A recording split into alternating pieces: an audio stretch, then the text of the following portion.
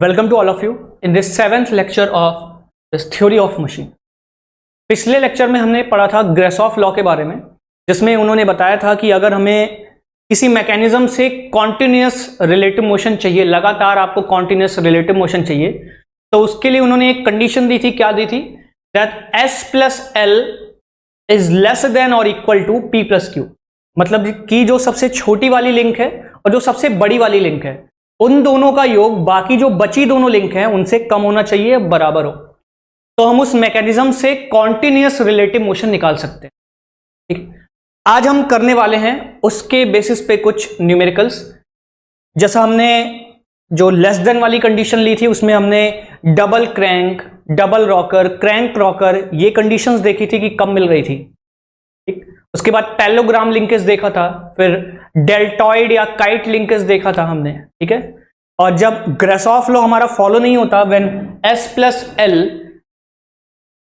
Some of shortest and longest link is greater than the remaining of two link, मतलब जो सबसे छोटी वाली लिंक है और जो सबसे बड़ी वाली लिंक है, अगर इन दोनों का योग बाकी बची दोनों लिंक से ज्यादा हो जाता है, तब ग्रेसॉफ लॉ फॉलो नहीं होता, तब ग्रेसॉफ लॉ सेटिस्फाइड नहीं होता। और उस कंडीशन में हमें जो मैकेनिज्म मिलती है उसमें हमें डबल रॉकर मिलता है ऑलवेज। इसमें तो कुछ सोचना ही नहीं है, हमें डबल रॉकर मिलता है ऑलवेज। आज हम देखते हैं कुछ न्यूमेरिकल्स ग्रेसॉफ लॉ के ऊपर। देखिए न्यूमेरिकल देखते हैं हम। ABCD is the mechanism. कह रहा है हमसे कि ABCD क्या है? कोई मैकेनिज्म है। ठीक है, विथ लिंक लेंथ। अब आपको लिंक की लेंथ बता दिया। कह रहा है AB की लेंथ है 200, BC की लेंथ है 300। अब ये 300 क्या उसमें बता दिया है क्वेश्चन में, all length are in mm। मतलब आपको जो भी लेंथ लेनी है वो mm में आप मान लो। तो 200 mm और 300 mm, 400 mm और 350 mm। मतलब AB 200 mm है, BC 300 mm है, CD 400 और DA क्या है? 350। अब क्वेश्चन देखिएगा क्या वो पूछना चाह रहा है। कह रहा है विच of the following link should be fixed. कह रहा है इन चारों लिंक में से AB, BC, CD या DA में से मैं किसको फिक्स कर दूं।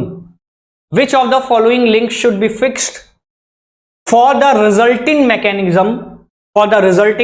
Mechanism to be a double crank mechanism. जबरदस्त क्वेश्चन। क्या बोला इसने? ये कह रहा है कि इन चारों लिंक में से मैं कौन सी मैकेनिज्म को, कौन सी लिंक को फिक्स कर दूं ताकि मुझे कौन सी मैकेनिज्म मिले? Double crank mechanism. देखिए आपके क्वेश्चन में जो भी आपको इंपॉर्टेंट चीज मिले आप उसको अंडरलाइन कर लो या हाईलाइट कर लो। हमें क्या चाहिए? हमें चाहिए डबल क्रैंक मैकेनिज्म। हमें चाहिए डबल क्रैंक मैकेनिज्म। तो ये चीज बताने के लिए कि हमें डबल क्रैंक मिलेगा, डबल रॉकर मिलेगा, क्रैंक रॉकर मिलेगा, इसके लिए हम किस लॉ का फॉलो करते हैं? हम ग्रेसॉफ लॉ को स्टडी करते हैं। उन्हीं ने तो बताया था कि आपको कब double rocker, double crank, crank rocker, parallelogram linkage, deltoid linkage या काइट लिंकेज उसी को बोलते हैं, या डबल रॉकर मैकेनिज्म मिलती है। ठीक, तो उन्होंने कंडीशन क्या बताई थी? कंडीशन हमें बताई थी कि भैया आप चेक कर लो लेंथ ऑफ सबसे छोटा वाला प्लस लेंथ ऑफ सबसे बड़ा वाला। तो आप देख के बताओ इनमें सबसे छोटी, ये जो चार लेंथ आपको गिवन है, इसमें सबसे छोटी लेंथ कौन सी है यार? सबसे छोटी है 200 दिखाई दे रहा है। ठीक है, तो S को यहां पे मैं क्या बोल दूंगा? S is equal to, S किसको हम बोलते हैं? सबसे छोटी वाली लिंक को, शॉर्टेस्ट लिंक को। तो इन चारों में सबसे छोटी वाली लिंक कौन सी है? 200 mm। तो S की वैल्यू क्या हो जाएगी? 200 mm। अब देखिए, अब कह रहा है S प्लस L। चेक करने के लिए हमें S प्लस L की वैल्यू चाहिए होती है। सबसे बड़ी लिंक कौन सी दिखाई दे रही है? सबसे बड़ी है इसमें ये 350, ये 400, 300, 200। तो सबसे बड़ी हो गई 400 CD। तो मतलब इसको क्या मैं L बोल सकता हूं? लॉन्गेस्ट इन चारों में सबसे बड़ी। तो L की वैल्यू क्या हो जाएगी? L की वैल्यू हो जाएगी 400 mm। L की वैल्यू कितनी हो गई? 400 mm। बाकी दो कौन सी लिंक बच गई हमारे पास? ये तो S की वैल्यू, हमने S किसको बोला हुआ है? AB को बोला हुआ है। ठीक है, और L किसको बोला हुआ है? L हमने बोला हुआ है CD को। ठीक है, तो हमारी P और Q बची दो लिंक कौन कौन सी हो गई? देखिए P कोई किसी भी एक लिंक को P मान लीजिए आप, तो हम P किसको मान लेते हैं, लेट से P हम BC को मान लेते हैं, ठीक है, P ये हम BC लिंक को मान लेते हैं। ये ब्रैकेट में लिखने का मतलब है कि P जो है वो लिंक किसका नाम है, BC लिंक का नाम है, ठीक है। तो कितनी हो जाएगी 300 mm, और Q जो बची लिंक है DA हो जाएगा, ठीक है। तो Q की वैल्यू कितनी हो गई, Q which is link DA is equal to 350। देख लीजिए क्या S प्लस L, आप जरा S प्लस L की वैल्यू निकालिए। तो S प्लस L क्या कम आ रहा है या छोटा है P प्लस Q से? पहले तो हमें यार चेक करना पड़ेगा क्या ग्रेसॉफ फॉलो हो भी रहा है कि नहीं हो रहा। तो S प्लस L कितना हो जाएगा, 200 प्लस 400, 200 प्लस 400 कितना हो गया 600। क्या ये P प्लस Q से कम आ रहा है? P प्लस Q की वैल्यू कितनी है, P है 300 प्लस Q है 350, तो 300 प्लस 350 कितना हो जाएगा 650। तो क्या ये कंडीशन सेटिस्फाई हो रही है, क्या 600 लेस देन 650 है? बिल्कुल सही होता है, इक्वल की साइन आप हटा भी सकते हो। तो यहां पे क्या 600 इज लेस देन, क्या 600 इज लेस देन 650 है? बिल्कुल मिल गया, मतलब ग्रेसॉफ लॉ हमको क्या मिल गया, फॉलो मिल गया। ग्रेसॉफ लॉ यहां पे क्या हो रहा है, फॉलो हो रहा है। अब अगर ग्रेसॉफ लॉ फॉलो हो रहा है तो अब हमें डबल क्रैंक मैकेनिज्म कब मिलती है, अगर आपको ध्यान हो तो मैंने बताया था कि जब ग्रेसॉफ लॉ फॉलो हो जाए तो वापस से यहां पे मैं 3 कंडीशन को लिखने वाला हूं, जरा ध्यान से देखिएगा। वो 3 कंडीशन कौन कौन सी थी, देखिए 3 कंडीशन थी मेरे पास। अगर मैं S को फिक्स कर रहा था, जो शॉर्टेस्ट वाली लिंक थी, अगर उसको मैं फिक्स करता तो मुझे कौन सी मैकेनिज्म मिलती, हमें मिलती डबल क्रैंक। मैं वापस से आपका रिवाइज करा दे रहा हूं। अगर S हमारा एडजेसेंट टू फिक्स होता, अगर S हमारा एडजेसेंट टू फिक्स होता, मतलब S क्या होता, जो सबसे छोटी वाली लिंक है वो पड़ोसी होती फिक्स वाली लिंक की, तो हमें कौन सी लिंक मिलती, हमें कौन सी मैकेनिज्म मिलती, हमें मिलती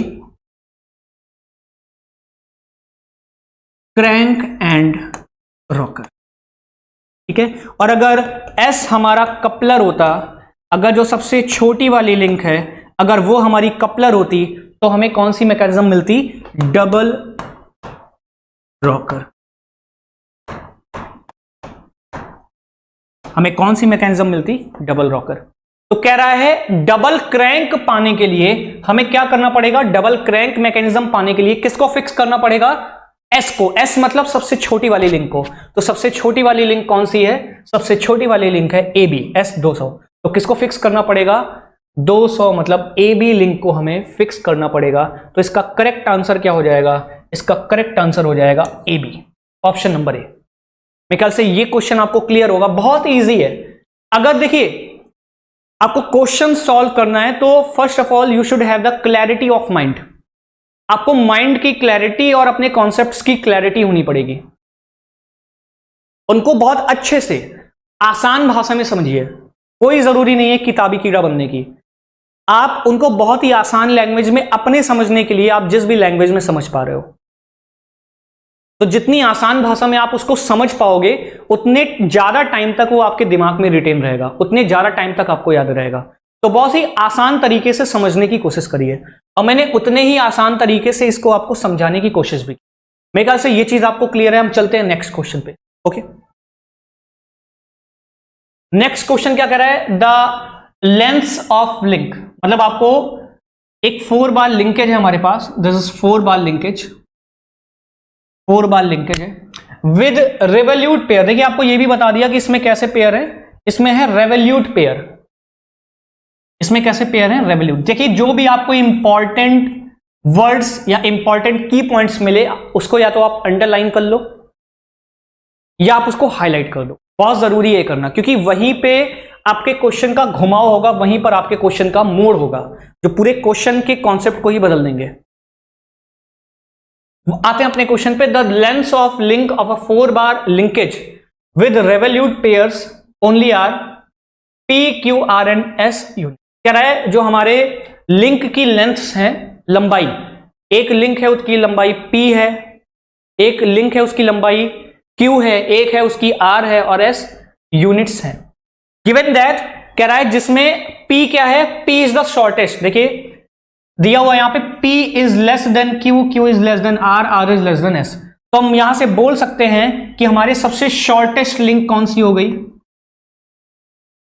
हमारी सबसे शॉर्टेस्ट लिंक कौन सी हो गई, शॉर्टेस्ट लिंक किसको हम बोलेंगे, p को।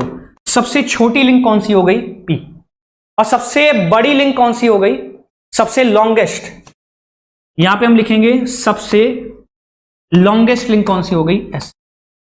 देखिए यहां पे आपको एक चीज क्लियर करना पड़ेगा, जो हमने फॉर्मूला पढ़ा था s प्लस l, ध्यान से समझिएगा इस पॉइंट को, वरना आप हमेशा कंफ्यूजन में रहोगे। s plus l is less than equal to p plus q। अब आप बोलोगे सर यहां तो s की वैल्यू सबसे हम छोटी लेते हैं, लेकिन यहां पे तो s सबको s की वैल्यू को उसने सबसे बड़ा दे दिया, s की वैल्यू को यहां पर हम सबसे छोटा मानते हैं, लेकिन यहां पर तो इसने s को सबसे बड़ा दे दिया। कॉन्सेप्ट तो गलत है, कॉन्सेप्ट गलत नहीं है, नॉमेनक्लेचर आपको ध्यान रखना पड़ेगा। मैंने बोला कि कॉन्सेप्ट वही रहेगा, आप उसका नाम बदल सकते हो।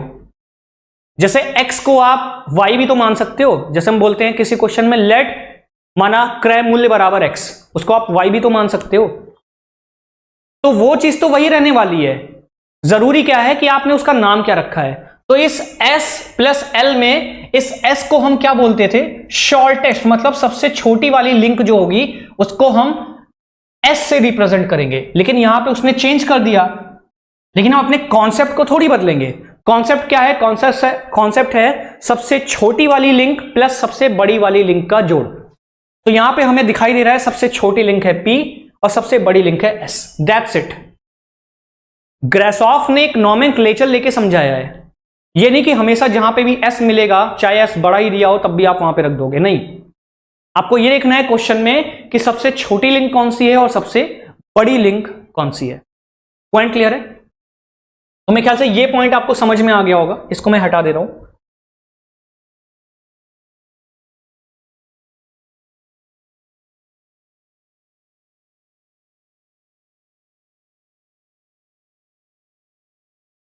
हाँ, तो हम बात कर रहे थे सबसे शॉर्टेस्ट कौन सी हो गई p, सबसे लॉन्गेस्ट कौन सी हो गई s। बाकी बची ये मिडिल की दो लिंक हैं, ठीक है। अब कह रहा है विच of the link should be fixed one for obtaining a double crank mechanism. देख रहे हैं कितनी बार क्वेश्चन, ये सारे के सारे कॉम्पिटिशन के क्वेश्चन है। कह रहा है अगेन आपको डबल क्रैंक मैकेनिज्म पाने के लिए किसको फिक्स करना पड़ेगा। तो हम जानते हैं सर कि फिक्स करने के लिए अगर हमें डबल क्रैंक मैकेनिज्म को पाना है तो डबल क्रैंक मैकेनिज्म पाने के लिए हमें किसको फिक्स करना होता है, सबसे छोटी वाली लिंक को। और आप देख के बता सकते हो इसमें सबसे छोटी वाली लिंक कौन सी है। सबसे छोटी वाली लिंक इस क्वेश्चन में है P फॉर पैरेट। क्या है? P। सबसे शॉर्टेस्ट लिंक कौन सी है, सबसे जो शॉर्टेस्ट लिंक है P, तो हमें किसको फिक्स करना पड़ेगा, P को। तो करेक्ट आंसर क्या हो जाएगा, लिंक ऑफ लेंथ। ठीक है, तो करेक्ट आंसर हमारा क्या हो जाएगा, ऑप्शन नंबर। इसका करेक्ट आंसर क्या हो गया, ऑप्शन नंबर। क्लियर है सभी को? आगे बढ़ते हैं। देखिए कह रहा है a planar closed kinematic chain is formed with rigid link. ठीक है, यहां तक सही है। PQ is equal to 2 metre, यहां पे मीटर लगा रखा है। कह रहा है PQ की लेंथ है 2 मीटर, QR की लेंथ है 3 मीटर। देखिए यहां पे ये जो लिखा हुआ है that is misprint, that is meter है, ठीक, दैट इज मीटर, क्यू नहीं है वो मीटर है। PQ is equal to misprint है थोड़ा ये, PQ is equal to 2 meter, QR is equal to 3 meter, RS is equal to 2.5 meter and SP is equal to 2.7 meter with all revolute joint. मतलब कह रहा है सभी के सभी क्या है, टर्निंग पेयर, मतलब रेवोल्यूट ज्वाइंट है। ठीक है, सभी के सभी क्या है, रेवोल्यूट ज्वाइंट्स है, मतलब सभी के सभी के बीच सरफेस कॉन्टेक्ट है, टर्निंग पेयर है, पिन ज्वाइंट है आप बोल सकते हो। मैंने आपको ये सारी चीजें बहुत अच्छे से समझाई हैं पिछले लेक्चर्स में। The link to be fixed to obtain rocker mechanism. ध्यान दीजिएगा, चाहे आप रॉकर बोलिए या इसका एक और नाम क्या होता है, रॉकर 2 बार आ रहा है, 2 बार आ रहा है, मतलब डबल रॉकर हो गया।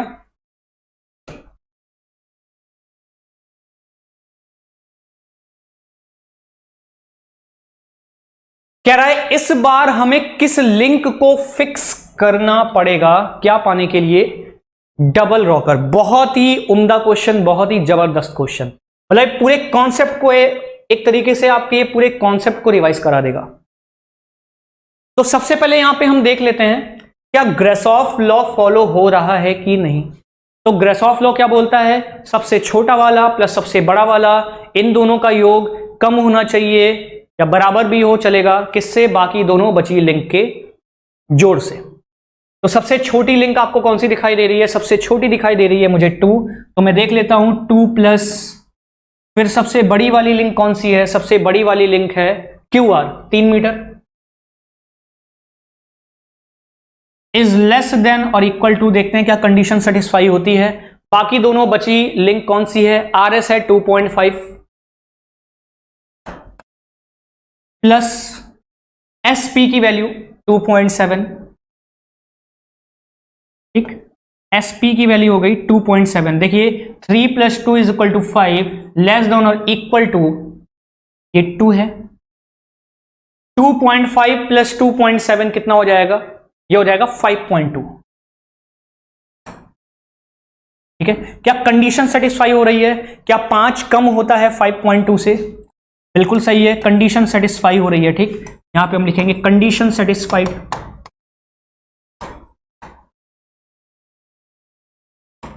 कंडीशन इज सेटिस्फाइड, मतलब हम ग्रेसॉफ लॉ अप्लाई कर सकते हैं। चलिए ग्रेसॉफ लॉ अप्लाई करते हैं।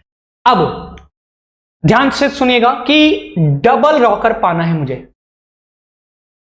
डबल रॉकर पाने के लिए ध्यान से सुनिएगा, अगर मुझे डबल रॉकर चाहिए तो आप इमेजिन, आप सोचो कि डबल रॉकर मुझे कब मिलता था? ग्रेसॉफ ने कब बताया था?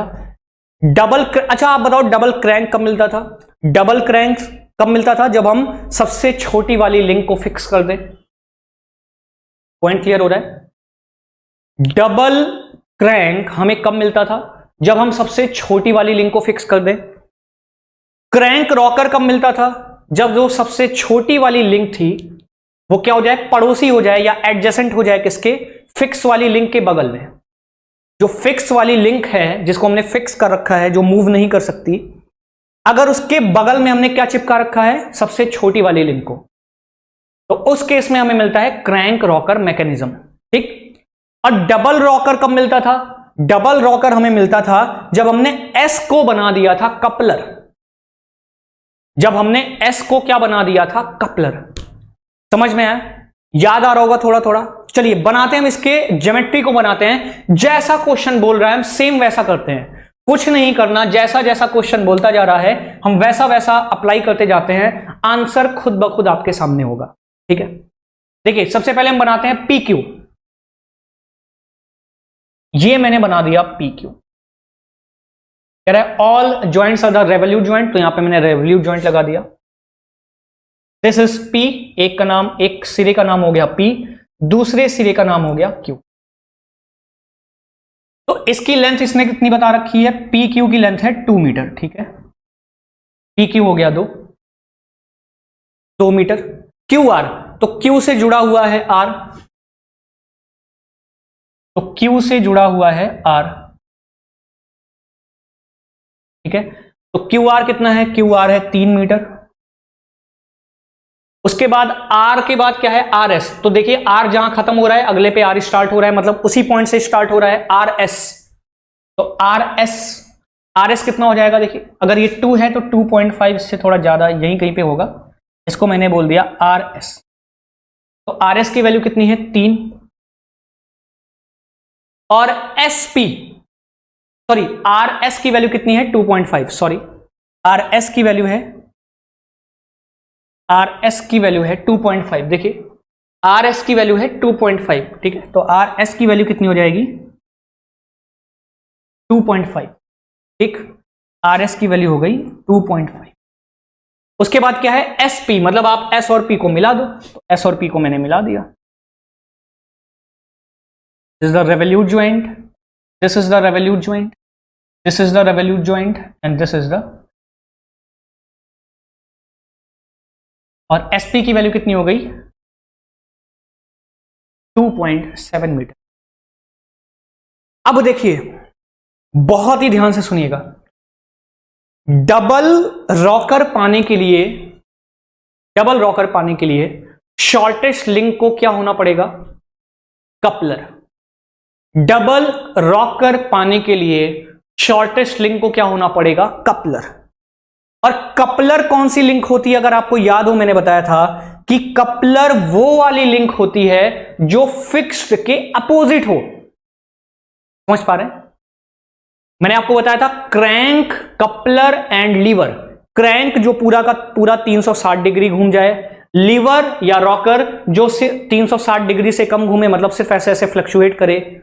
और कपलर क्या था, जो फिक्स के अपोजिट में था। याद आ रहा है थोड़ा? तो कपलर अगर फिक्स्ड, मान लीजिए this is a fixed link, तो फिक्स्ड लिंक के अपोजिट उल्टे साइड में आप जाओगे आपको कपलर मिलेगा। तो मैं ये भी तो बोल सकता हूं कि कपलर के अपोजिट अगर मैं जाऊंगा तो मुझे क्या मिलेगा, फिक्स्ड लिंक मिलेगा।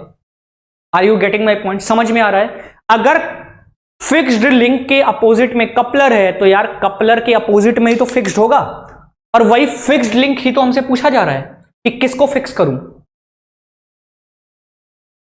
बात समझ में आ रही है? तो मतलब डबल क्रैंक पाने के लिए किसको कपलर होना पड़ेगा, शॉर्टेस्ट को, और उस शॉर्टेस्ट के अपोजिट में ही क्या होता है, फिक्स्ड लिंक। बात समझ पा रहे हैं? तो शॉर्टेस्ट देख लीजिए कहां है, शॉर्टेस्ट ये वाली लिंक है। और अगर ये कपलर बन गया, अगर शॉर्टेस्ट को मैंने कपलर बना दिया, ध्यान यहां मैं लिख भी दे रहा हूं, मुझे डबल रॉकर कब मिलता है, मुझे डबल रॉकर तब मिलता है जब मैं क्या करूं, एस को, शॉर्टेस्ट को मैं क्या बना दूं, व्हेन शॉर्टेस्ट मेरा क्या बन जाए, शॉर्टेस्ट मेरा बन जाए कपलर। ठीक है, शॉर्टेस्ट मेरा क्या बन जाए, शॉर्टेस्ट मेरा बन जाए कपलर। चलिए शॉर्टेस्ट को कपलर बना देते हैं। और अगर इस वाली लिंक को मैंने बना दिया coupler, if this link, this PQ is coupler, if this PQ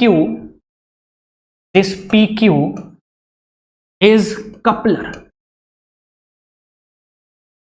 तो उस कपलर के अपोजिट में ही तो क्या होता है, फिक्स्ड लिंक होता है। मतलब क्या हुआ, अगर इस कपलर के अपोजिट में फिक्स्ड लिंक होता है तो मतलब यही लिंक को मुझे क्या करना पड़ेगा, फिक्स्ड करना पड़ेगा। पॉइंट समझ में आ रहा है? तो मुझे किसको फिक्स करना पड़ेगा, RS को। तो RS को मुझे क्या करना पड़ेगा, RS विल बी द, मेरे ख्याल से ये क्वेश्चन आपको समझ में आ गया होगा। देखिए एक क्वेश्चन सॉल्व करने से हमें क्या हेल्प मिल रहा है कि हमारे सारे के सारे कॉन्सेप्ट रिवाइज हो जाते हैं। ठीक है, मेरे ख्याल से अब इस क्वेश्चन में आपको कोई दिक्कत नहीं होगी। हम चलते हैं नेक्स्ट स्लाइड पे। एक और question, in 4 bar mechanism according to Grashof's law the link which make complete revolution. देखिए कंप्लीट रेवोल्यूशन का क्या मतलब होता है, जब भी कंप्लीट रेवोल्यूशन, हमने 2 चीजें पढ़ी थी, एक तो कंप्लीट रेवोल्यूशन और दूसरा पार्शियल रेवोल्यूशन। तो जब कंप्लीट रेवोल्यूशन की बात करेगा तो कंप्लीट रेवोल्यूशन का मतलब क्या होता है, किसकी बात कर रहा है ये, theta is equal to 360 degree, और थीटा 360 कौन घूमता है, क्रैंक। सिंपल आंसर इसका क्या हो जाएगा, क्रैंक। ठीक है, और पार्शियल रेवोल्यूशन किसका होता है, अगर ये पूछता कि पार्शियल रेवोल्यूशन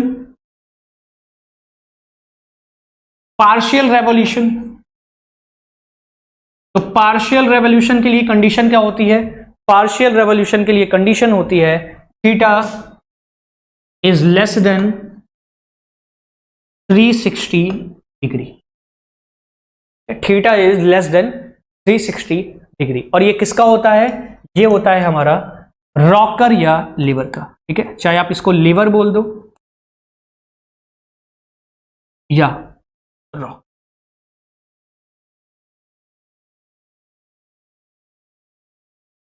क्लियर है पॉइंट? एक ख्याल से ये चीज आपको क्लियर होगी। हम चलते हैं नेक्स्ट स्लाइड पर।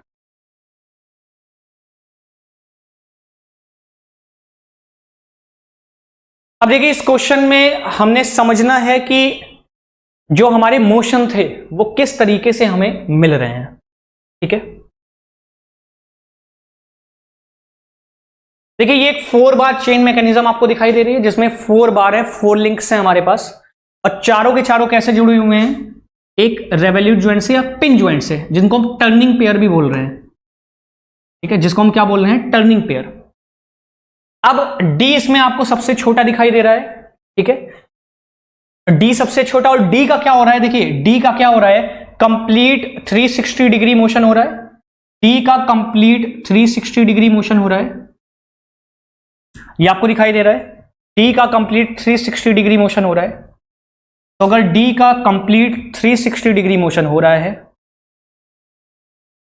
अगर डी का कंप्लीट 360 डिग्री मोशन हो रहा है, इसका मतलब डी हमारा क्या हो जाएगा, डी हमारा हो जाएगा क्या, क्रैंक।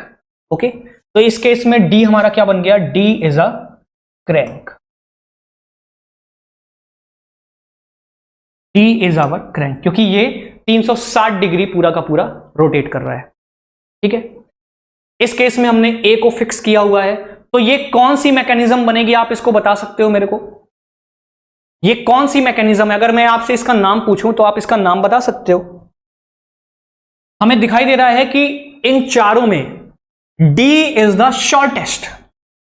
आपको डी क्रैंक तो दिखाई दे रहा है क्योंकि ये इसने बता रखा है कि ये पूरा का पूरा घूम रहा है, लेकिन साथ ही साथ आपको ये भी तो दिखाई दे रहा है कि डी इज द शॉर्टेस्ट, सबसे छोटी लिंक है। और अगर आपको याद हो कि इफ शॉर्टेस्ट लिंक, अगर जो सबसे छोटी वाली लिंक है वो पड़ोसी बन जाए फिक्स्ड वाली लिंक की, तो उस केस में हमें कौन सा मैकेनिज्म मिलता है? उस केस में हमें जो मैकेनिज्म मिलता है उसका नाम होता है क्रैंक रॉकर मैकेनिज्म। उसका नाम होता है क्या, क्रैंक रॉकर मैकेनिज्म। तो अगर मैं आपसे पूछूं कि इसका नाम क्या है, तो इसका नाम आप बता पाओगे क्या, क्रैंक रॉकर।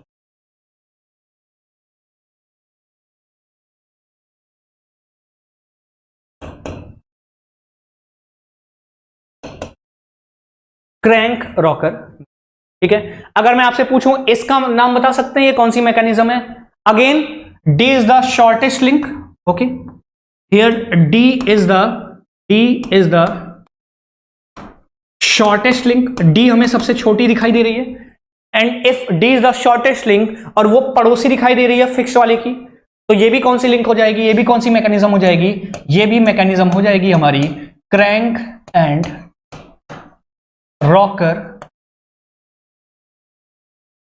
ओके, ये भी कौन सी मैकेनिज्म हो जाएगी, ये भी मैकेनिज्म हमारी हो जाएगी crank and rocker mechanism. Clear है पॉइंट? देखिए एक बार उसने ए को फिक्स किया, एक बार उसने सी को फिक्स किया, अब कह रहा है कि अगर मैं बी को फिक्स कर दूं। ठीक है, इन दोनों ही केसेस में आपको क्रैंक एंड रॉकर मैकेनिज्म मिलेगी। मतलब एक लिंक ऐसी जरूर होगी, एक लिंक तो ऐसी जरूर होगी जो पूरा का पूरा 360 डिग्री घूमेगी, क्योंकि मैंने क्रैंक रॉकर बोला, तो क्रैंक बोलने का मतलब ही हुआ कि एक लिंक ऐसी है जो पूरा का पूरा कंप्लीट रेवोल्यूशन कर रही है या 360 डिग्री से घूम रही है। अच्छा, इस वाली लिंक में देखिए डी के अपोजिट में क्या है, फिक्स्ड लिंक है। डी क्या है हमारी, D is the shortest, D is the shortest link. और डी अगर शॉर्टेस्ट लिंक है और इसके अपोजिट में फिक्स लिंक है, तो याद आ रहा है इसके जस्ट पहले वाला जो हमने क्वेश्चन सॉल्व किया था, अगर एस कपलर बन जाए, और कपलर कौन सी लिंक होती है, फिक्स्ड वाले की अपोजिट। तो अगर एस जो हमने कपलर बोला है वो फिक्स्ड के अपोजिट में होता है, तो हम ये भी तो बोल सकते हैं कि कपलर के अपोजिट में फिक्स्ड होगा। ठीक है, और अगर शॉर्टेस्ट लिंक हमारी कपलर बन जाए तो हमें कौन सी मैकेनिज्म मिलती है, हमें मिलती है डबल रॉकर मैकेनिज्म। तो ये वाली मैकेनिज्म हमारी कौन सी हो जाएगी, this mechanism is our double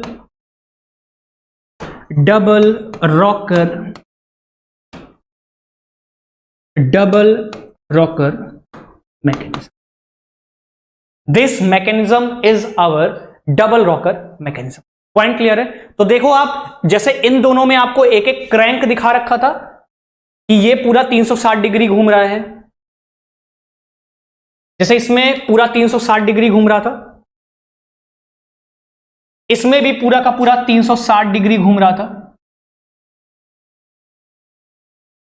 लेकिन क्या इसमें आपको कोई क्रैंक दिखाई दे रहा है? नहीं दिखाई दे रहा, क्योंकि ये डबल रॉकर मैकेनिज्म है। देखिए क्या हो रहा है, ए वाली लिंक बस ऐसे ऐसे फ्लक्चुएट कर रही है इस वाले पॉइंट के अबाउट दिस पॉइंट, इसको आप ध्यान में रखिए। और जो लिंक ए है बस ऐसे जा रही है, एक बार ऐसे जा रही है, ऐसे जा रही है, ऐसे जा रही है, मतलब ऑक्सीलेट कर रही है। क्या ये पूरा का पूरा 360 डिग्री घूम रही है? नहीं, ये सिर्फ ऑक्सीलेट कर रही है, फ्लक्चुएट कर रही है अपनी पोजीशन के अबाउट। ठीक है, ऐसे ही क्या लिंक सी पूरा का पूरा घूम रहा है? नहीं, लिंक सी भी इस पोजीशन के अबाउट सिर्फ क्या कर रहा है, ऑक्सीलेट कर रहा है इस वाली पोजीशन की। इसलिए इसका नाम क्या हो गया, डबल रॉकर मैकेनिज्म। मेरे ख्याल से इस स्लाइड में आपको सारी चीजें क्लियर है। हम चलते हैं नेक्स्ट स्लाइड पे। देखिए इसमें क्या बता रखा है, इसमें कुछ नहीं है, सिंपल सी आपको एक 4 बार चेन मैकेनिज्म की प्रोसेसिंग दिखा रखी है कि अगर लिंक ए एक पोजीशन से दूसरी पोजीशन पे चली जाए तो उसका इफेक्ट क्या होगा बाकी सारी लिंक की पोजीशन पर। ठीक,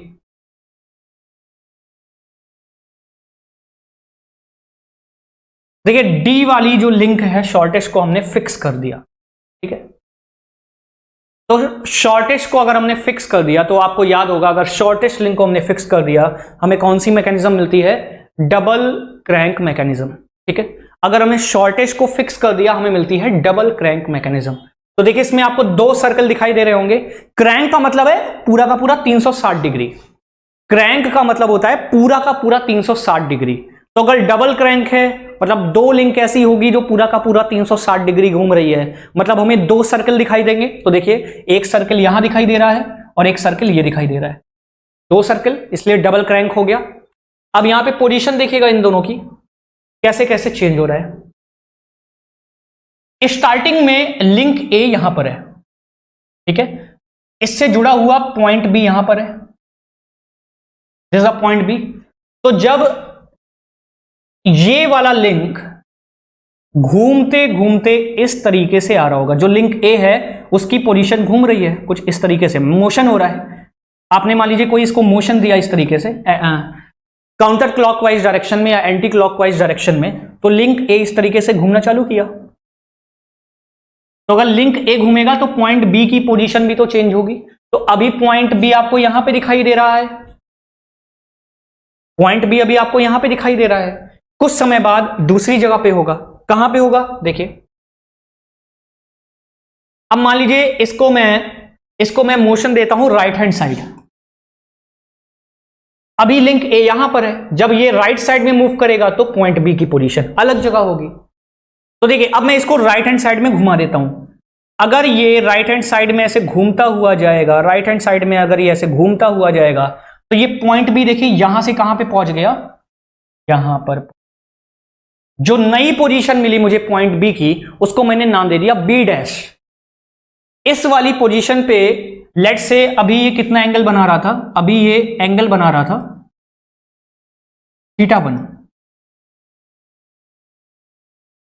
स्टार्टिंग वाली पोजीशन में वो एंगल बना रहा है θ1, और जब वो क्लॉकवाइज डायरेक्शन में घूमता हुआ दाईं तरफ जा रहा है, देन आफ्टर सम टाइम, कुछ समय के बाद जब वो इस वाली पोजीशन पे पहुंचा, लेट से वो अब एंगल बना रहा है θ2, और उसकी नई पोजीशन क्या हो गई, नई पोजीशन हो गई बी डैश। ऐसे ही मान लीजिए वो और मोशन करता चला गया, ये वाली लिंक और मोशन कर रही है क्योंकि क्रैंक है तो कंप्लीट 360 डिग्री घूमेगी ही घूमेगी। देन आफ्टर सम टाइम, कुछ समय के बाद ये यहां पे पहुंच गया। ठीक है, अब मान लीजिए ये जो फिक्स्ड वाली लाइन से एंगल बना रहा है वो बना रहा है θ। अब जो मुझे नया पॉइंट मिला बी का, उसको मैंने नाम दे दिया बी डैश। तो ऐसे ही बता रहा है, अगर इस तरीके से आप चेंज करते जाओगे तो पॉइंट भी चेंज होता जा रहा है और उससे जुड़ी लिंक की पोजीशन भी चेंज होती जाएगी। मतलब जब पॉइंट बी ये वाला यहां पे पहुंच गया तो ये वाला जो पॉइंट सी है, ये वाला जो पॉइंट सी है, देखिए इस वाले पॉइंट सी की पोजीशन क्या हो गई, इस वाले पॉइंट सी की पोजीशन कुछ इस तरीके से आ रही है, यहां पे पहुंच गया। ठीक है, ये वाला पॉइंट भी कैसे रोटेट कर रहा है, इस तरीके से। क्योंकि एक सर्कल ही तो करेगा। उसके बाद आफ्टर सम टाइम ये यहां पहुंच गया, तो जब पॉइंट बी से बी पहुंचा, सेम उसी वक्त पॉइंट सी से कहां पहुंच गया, सी डैश पर। तो इस तरीके से हमारी मैकेनिज्म चलती रहेगी। ठीक है, हम चलते हैं इसमें नेक्स्ट स्लाइड पे। देखिए नेक्स्ट है हमारा पैरेललोग्राम लिंकेज, या इसको हम गोल्डन चेन भी बोलते हैं। पैरेललोग्राम लिंकेज मैंने आपको बताया था कब मिला था हमें पैरेललोग्राम लिंकेज तब मिला था व्हेन, पैरेललोग्राम लिंकेज हमें कब मिला था, पैरेललोग्राम लिंकेज हमें मिला था जब हमारी S प्लस L वाली कंडीशन बिल्कुल इक्वेट कर जा रही थी, किससे, P प्लस Q से। ठीक है, अगर आपको याद हो पैरेललोग्राम लिंकेज हमें कब मिला था, पैरेललोग्राम लिंकेज हमें मिला था when S plus L is equal to P plus Q, तब हमें मिला था पैरेललोग्राम लिंकेज। और मैंने आपको वहां पे एग्जांपल बताया भी था that parallelogram linkage S plus L is equal to P plus Q की हमें दो कंडीशन मिलेगी। ठीक है, एक तो जहां पर हमने सेम लेंथ के पेयर लिए थे, जहां पे 2 2 3 3, आपको याद हो रहा होगा कि मतलब जो छोटी और बड़ी लिंक हमने ली है वो पेयरिंग में ली है, कि शॉर्टेस्ट लिंक जो सबसे छोटी वाली लिंक है वो भी एक जैसी दो लिंक ली है, और बड़ी वाली लिंक वो भी एक जैसी दो लिंक ली है। ठीक है, उसकी भी दो कंडीशन हो रही थी कि S यहां पर भी है, S यहां पर भी है, L यहां पर भी है, L यहां पर भी है। इस वाली कंडीशन को ही हमने बोला था पैरेललोग्राम लिंकेज। ठीक है, और जब हम S को एक साथ, मतलब जो सेम टाइप के लिंक है उनको एक जगह जोड़ दें, मतलब S को एक साथ जोड़ दें और L को एक साथ जोड़ दें, उस कंडीशन में हमें क्या मिल रहा था, उस कंडीशन में हमें मिल रहा था दिस इज LL सबसे बड़ी बड़ी लिंक, SS सबसे छोटी छोटी लिंक। तो ये थोड़ी पतंग टाइप की शेप आपको दिखाई दे रही है, इसलिए इसका नाम हो गया था, इसको हम बोल रहे थे काइट लिंकेज। और इसका अगला नाम क्या था,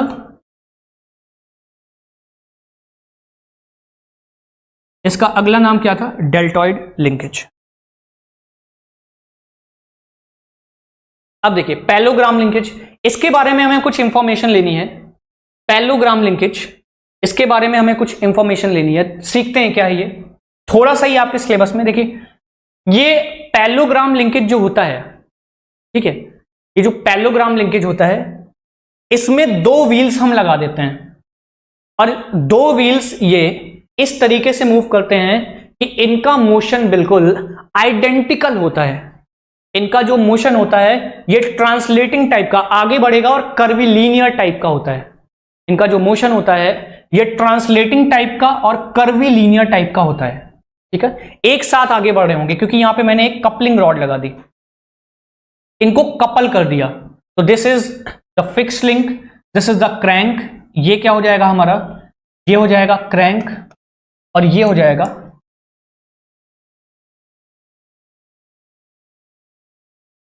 और ये हो जाएगा हमारा कपलिंग रॉड। इसको भी हम क्या बोलेंगे, इसको भी बोलेंगे क्रैंक। क्यों, क्रैंक का मतलब आपको समझ में आ गया होगा कि अगर हमारी कोई भी लिंक पूरा का पूरा 360 डिग्री घूम जा रही है तो उसको हम क्या बोलते हैं। तो ये हमारी पैरेललोग्राम लिंकेज। अच्छा, इसमें कपलिंग रॉड की जरूरत क्यों पड़ी, इसमें हम जो व्हील्स लगाते हैं, थोड़ा सा यहां पे मैं बताना चाहूंगा प्रैक्टिकल एग्जांपल्स के बेसिस पे, कि आपने ट्रेन्स में देखा होगा कि ट्रेन्स में हम पहियों के बीच, जो हमारे पहिए होते हैं इस तरीके से, तो उस पहियों के बीच हम क्या करते हैं, कपलिंग रॉड लगा देते हैं इस तरीके से। ये कपलिंग रॉड हम क्यों लगाते हैं, इसको समझिए। कपलिंग रॉड हम इसलिए लगाते हैं ताकि उन पर एक ही समय पर एक साथ उनको ट्रैक्शन फोर्स मिल सके। अब आप बोलोगे सर ये ट्रैक्शन फोर्स किस चिड़िया का नाम है, देखिए समझिए बात को। जैसे हमारे पास जो ट्रेन होती है, हमारे पास जो ट्रेन होती है, लेट्स से कि कई सारे डिब्बे होते हैं।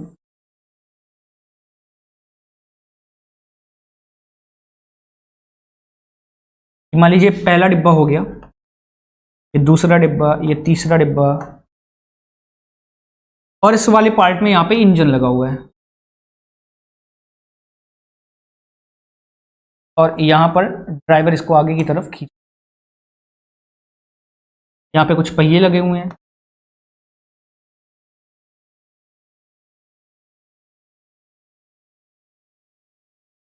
और ये पटरी हो गई जिसपे वो चल रहा है।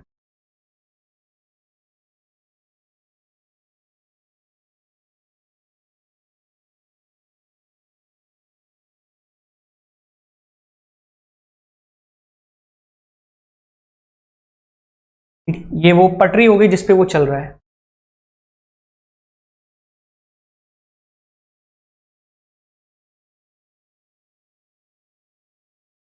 लीजिए व्हील्स है। अब क्या होगा, देखिए हम जो इंजन लगाते हैं वो सिर्फ एक डिब्बे पे लगाते हैं, ऐसा तो होता नहीं कि ट्रेन के हम हर एक डिब्बे पे ही इंजन लगा रखे हैं।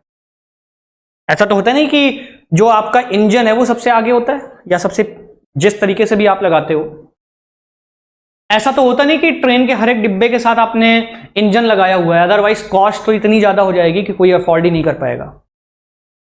अब क्या हुआ कि जब इंजन चला उसने अपने से कनेक्ट वाले पहियों को घुमाया, ठीक, अपने से कनेक्ट वाले मतलब इंजन के साथ लगे उसके नीचे जो पहिए होंगे वो घूमना चालू करेंगे, वो घूमना चालू करेंगे तो ट्रेन आगे बढ़ना चालू करेगी। ठीक है, ट्रेन आगे बढ़ना चालू करेगी, ध्यान से समझिएगा कॉन्सेप्ट्स को।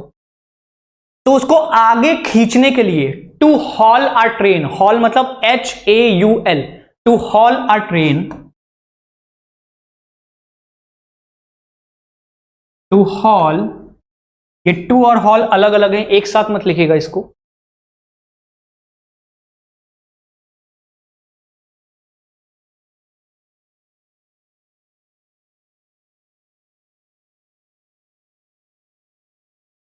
टू हॉल अ ट्रेन मतलब ट्रेन को खींचने के लिए एक बहुत फोर्स की जरूरत पड़ेगी। ऐसा तो है नहीं कि आपने थोड़ा सा फोर्स लगाया और इसके साथ जितने डिब्बे लगे होंगे सब एक साथ चलने लगेंगे। उनको खींचने के लिए काफी फोर्स की जरूरत पड़ेगी। और आपने पावर तो सप्लाई सिर्फ आगे वाले डिब्बे पे दी है, इंजन पे दी है। ऐसा तो है नहीं कि आपने सभी डिब्बों पर इंजन लगा रखा है। तो सभी डिब्बों को एक साथ खींचने के लिए काफी फोर्स की जरूरत पड़ती है।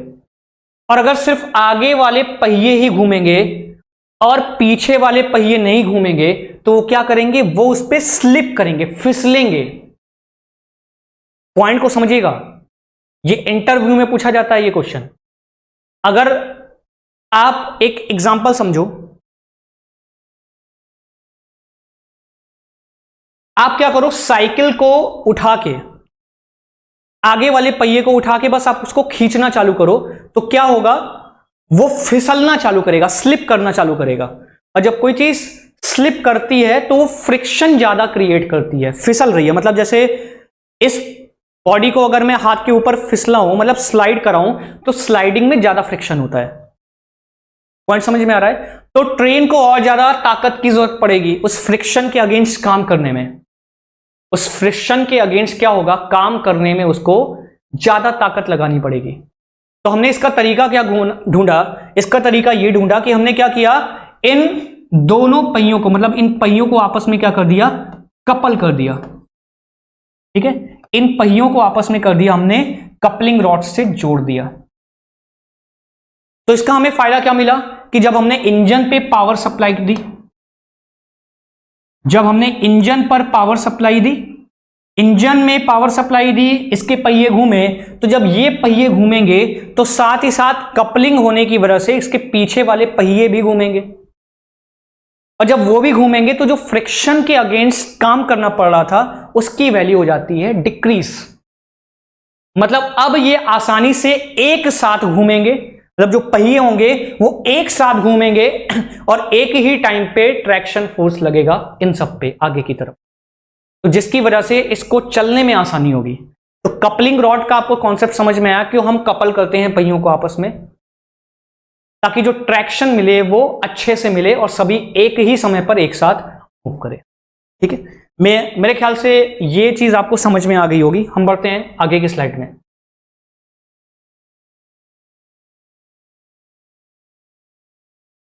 देखिए, ये इस क्वेश्चन को आप स्टार मार्क कर लीजिए, बिकॉज दिस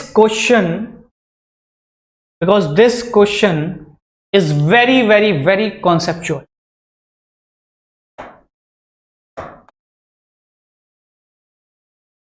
मैंने आपको एक कॉन्सेप्ट बताया था, रिडंडेंट डिग्री ऑफ फ्रीडम या रिडंडेंट लिंक वाला कॉन्सेप्ट। आपको समझ में आ रहा है? मैंने आपको जो एक रिडंडेंट लिंक वाला कॉन्सेप्ट समझाया था वो आपको समझ में आ रहा है?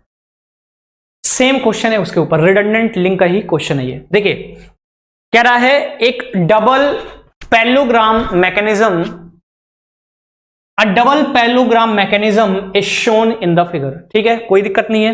एक डबल पैरेललोग्राम लिंकेज हमें यहां पे दिखाया गया है क्वेश्चन में। Note that PQ is a single link.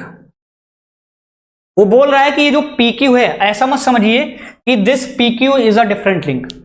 ये जो PQ है ये हमारा सिंगल लिंक है, एक ही लिंक है। ऐसा मत समझिएगा कि यहां से यहां तक अलग लिंक है और यहां से यहां तक अलग लिंक है, नहीं, PQ पूरी एक लिंक है। ठीक है, इसको ऐसा करते हैं, हम हाईलाइट कर लेते हैं, because it is essential to highlight the bullet words. जो भी इंपॉर्टेंट चीजें हैं उसको आप हाईलाइट कर लो या अंडरलाइन कर लो। ठीक है, सो PQ is a single link. सही है। आपको निकालना है मोबिलिटी। मोबिलिटी का मतलब होता है, कभी कभी आपको कंफ्यूज करने के लिए ऐसे शब्द दे देगा वो, कभी कभी आपको कंफ्यूज करने के लिए वो ऐसे शब्द देगा जैसे कि मोबिलिटी। ठीक है, मोबिलिटी का मतलब मूव करने की एबिलिटी, मतलब डिग्री ऑफ फ्रीडम। तो ये आपसे पूछना चाह रहा है कि भैया बता दो डिग्री ऑफ फ्रीडम कितना होगा। ये आपसे पूछना चाह रहा है डिग्री ऑफ फ्रीडम। चलिए निकालते हैं डिग्री ऑफ फ्रीडम। तो इसकी अगर मैं डिग्री ऑफ फ्रीडम निकालूं तो डिग्री ऑफ फ्रीडम, देखिए पहले सिंपल लॉजिक लगाते हैं। डिग्री ऑफ फ्रीडम निकालने का फॉर्मूला क्या था? डिग्री ऑफ फ्रीडम निकालने का फॉर्मूला था, मैं यहीं पे लिख दे रहा हूं, देखिए F which is degree of freedom, F is equal to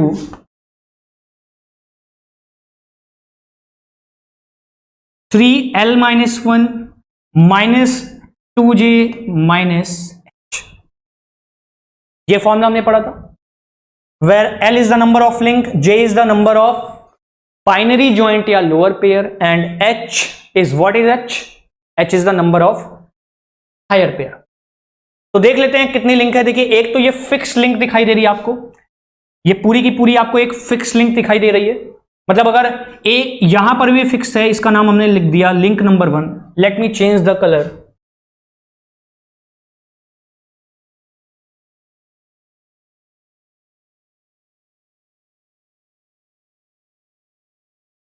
this is link number 1। इस फिक्स्ड वाली पूरी लिंक को मैं बोल देता हूं लिंक नंबर 1। ठीक है, ये वाली जो लिंक यहां से लेकर यहां तक है, इसका नाम हो गया लिंक नंबर 2। PQ के उसने बोला है आपको एक ही लिंक इमेजिन करना है, तो PQ is link number 3। Q से लेकर इस वाली लिंक, इस पॉइंट पिन ज्वाइंट तक लिंक नंबर 4। ठीक है, और ये हो जाएगा लिंक नंबर 5। अब कुछ लोग बोलेंगे सर ये भी तो एक लिंक दिखाई दे रही है, इस वाले पिन ज्वाइंट से इस वाले पिन ज्वाइंट तक। नहीं, ये पूरी की पूरी फिक्स लिंक है। तो एक तरीके की लिंक का नाम हर जगह सेम ही तो होगा। अगर ये फिक्स्ड है तो यहां पर भी तो फिक्स्ड है, तो ये वाली जो लिंक है इसका नाम भी तो लिंक 1 होगा। ये भी तो सेम ही लिंक है ना, सभी की सभी सेम लिंक है, तो सबका नाम एक होगा। अगर जब उसकी पोजीशन लिंक बदलेगी तभी तो हम नाम बदलेंगे। अब देखिए यहां से अगर आप देखो तो यहां पे आपको टोटल नंबर ऑफ लिंक कितना दिखाई दे रहा है? यहां से आपको टोटल नंबर ऑफ लिंक कितना दिखाई दे रहा है? टोटल नंबर ऑफ लिंक अगर मैं देखूं तो कितना मिल रहा है? 5। ठीक है, टोटल नंबर ऑफ लिंक कितनी हो गई? L की वैल्यू कितनी हो गई यहां पे हमारे पास? L की वैल्यू हो गई 5। ठीक है, लगाते हैं L की वैल्यू कितनी हो गई? L is equal to 5। Number of turning pair या नंबर ऑफ बाइनरी ज्वाइंट्स, देखिए एक J की वैल्यू ये हो गई बाइनरी ज्वाइंट। बाइनरी ज्वाइंट का मतलब जहां पर दो लिंक जुड़ती हैं। एक बाइनरी ज्वाइंट हमको यहां पे मिल गया, एक बाइनरी ज्वाइंट हमको यहां पर मिल गया। ठीक है, देखिए यहां पे दो ही लिंक तो जुड़ी हैं। ऐसा मत सोचिएगा सर यहां 3 लिंक जुड़ी है, एक यहां से यहां पे जा रही है, एक इधर आ रही है और एक ये वाली जा रही है, नहीं, उसने बोला पी क्यू को आपको एक ही लिंक इमेजिन करना है, तो यहां पर भी जे होगा सिंगल बाइनरी ज्वाइंट। यहां पर भी देखिए एक तो फिक्स लिंक और लिंक नंबर ये वाली जो क्यू की तरफ जा रही है लिंक नंबर 4, तो यहां पर भी एक जे हो जाएगा, यहां पर भी एक जे हो जाएगा बाइनरी ज्वाइंट, और यहां पर भी एक जे हो जाएगा। क्या कहीं पर भी आपको पॉइंट कांटेक्ट दिखाई दिया नंबर ऑफ हायर पेयर? नहीं।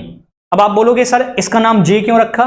यार क्योंकि ये सरफेस कांटेक्ट होगा ना, पिन ज्वाइंट मैंने आपको बताया है पहले ही, जहां पर भी पिन ज्वाइंट आएगा, पिन ज्वाइंट का मतलब होता है सरफेस कांटेक्ट या लोअर पेयर, ठीक, इसलिए इसका नाम जे हो गया। या आप जे को नंबर ऑफ बाइनरी ज्वाइंट्स भी तो बोलते हो, तो ऐसे समझ लीजिए बाइनरी ज्वाइंट, क्योंकि यहां पे लिंक नंबर 1 और 2 मिल रही है इसलिए बाइनरी ज्वाइंट, यहां पर लिंक नंबर फिक्स्ड और 5 मिल रही है, लिंक नंबर 1 और 5, इसलिए ये भी बाइनरी ज्वाइंट। यहां पर लिंक नंबर 1 और 4 मिल रहा है इसलिए ये भी बाइनरी ज्वाइंट। यहां पर लिंक नंबर 3 और 5 मिल रहा है इसलिए ये भी बाइनरी ज्वाइंट। समझ में आ रहा है? अब देखिए जे की वैल्यू कितनी हो गई, अगर मैं जे की वैल्यू लिखूं तो जे की वैल्यू कितनी मिल रही है मुझे, 1 जे, 2 जे, 3, 4, 5, 6, जे की वैल्यू कितनी हो गई 6। एच की वैल्यू कितनी हो गई, एच कितना मिल रहा है, एच की वैल्यू मिल गई 0। सारी वैल्यूज को उठा के इस फॉर्मूले में रखते हैं। देखिए डिग्री ऑफ फ्रीडम कितना आ जाएगा,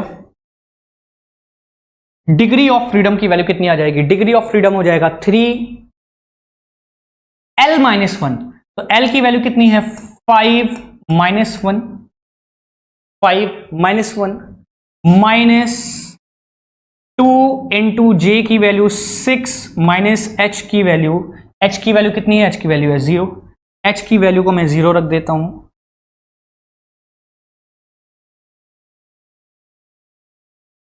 एच की वैल्यू कितनी हो जाएगी,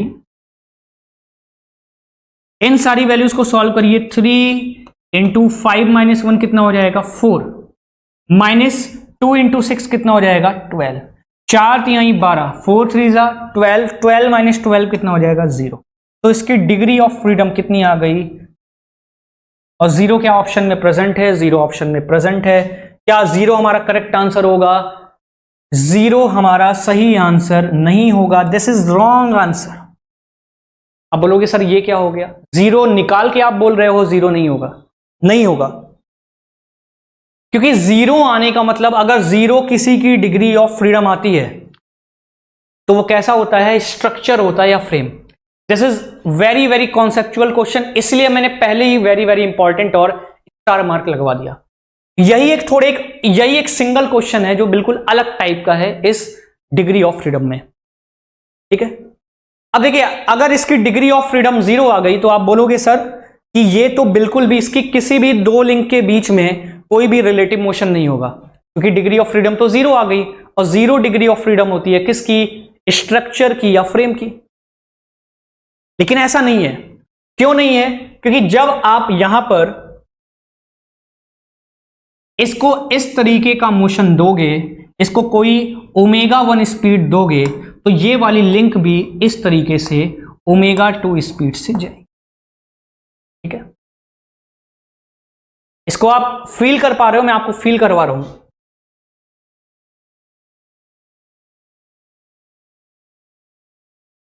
देखिए इसको फील करिएगा, अभी इसकी पोजीशन ये है, जब इसको आप आगे आगे देखिए, क्या आपको ये पैरेललोग्राम लिंकेज नहीं दिखाई दे रहा है? तो अगर आपको ये पैरेललोग्राम लिंकेज दिखाई दे रहा है तो सिंपल सी बात है, पैरेललोग्राम लिंकेज तो मूव करती करती है ना, कॉन्टिन्यूअस रोटेशन तो मिलेगा ही। तो कुछ समय बाद जब इसकी पोजीशन कुछ इस तरीके से हो जाएगी, मतलब पॉइंट पी आ जाएगा पी डैश पर, तो ये क्यू वाला पॉइंट भी तो आगे जाएगा। इसकी नई पोजीशन को मैंने बोल दिया क्यू डैश, आप समझ पा रहे हैं, और ये जे वाला पॉइंट भी तो आगे जाएगा, बात समझ में आ रही है। और अगर जब ये पी वाला पॉइंट पीछे की तरफ आएगा, लेट्स से पीछे की तरफ आ रहा है, यहां पर इसको मैं, इसकी पोजीशन को मैंने पी डबल डैश बोल दिया, क्योंकि पी डैश मैंने आगे यूज कर रखा है।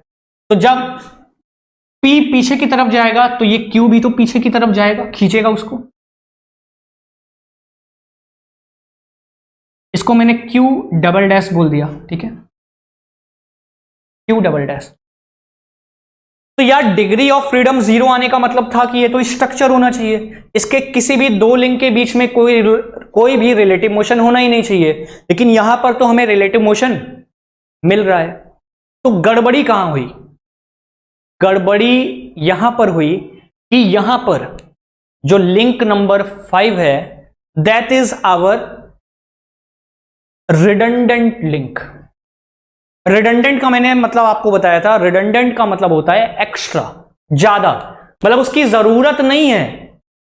इस लिंक नंबर 5 की हमको हमारे सिस्टम में जरूरत नहीं है, लेकिन अपने सिस्टम को मजबूती देने के लिए, टू प्रोवाइड द टफनेस, ताकि हमारी मैकेनिज्म और ताकतवर हो जाए, जल्दी से फेल ना करे, तो हमने लिंक नंबर 5 लगा दी। लिंक नंबर 5 के होने या ना होने से हमारे मैकेनिज्म के मोशन पर कोई इफेक्ट नहीं आएगा। ध्यान दीजिएगा, अगर लिंक नंबर 5 ना होती, लेट सपोज मान लिया कि लिंक नंबर 5 ना होती, तो हमारे इस मैकेनिज्म का मोशन कैसे होता? देखिए यहां पर अगर लिंक नंबर 5 ना होती तो हमारे मैकेनिज्म का मोशन कैसे हो रहा होता? कुछ इस तरीके से।